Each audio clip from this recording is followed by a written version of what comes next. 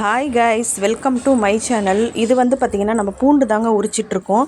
இது வந்து பார்த்திங்கன்னா ஒரு 3/4 கிலோ அளவுக்கு பூண்டு இருக்கும்.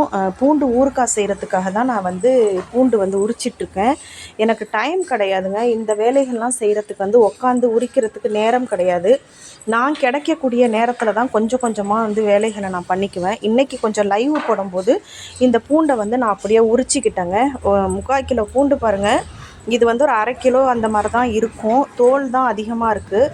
இப்போ வந்து பார்த்திங்கன்னா பூண்டோட விலை வந்து குறைஞ்சிருக்கிறதுனால இப்போ பூண்டு ஊறுகாய் போடலான் இருக்கேன். ஏன்னா என்னுடைய 2 பிள்ளைகளுக்குமே வந்து பார்த்திங்கன்னா ஊறுகாயிலே வந்து பூண்டு ஊறுகாய் ரொம்ப பிடிக்குங்க.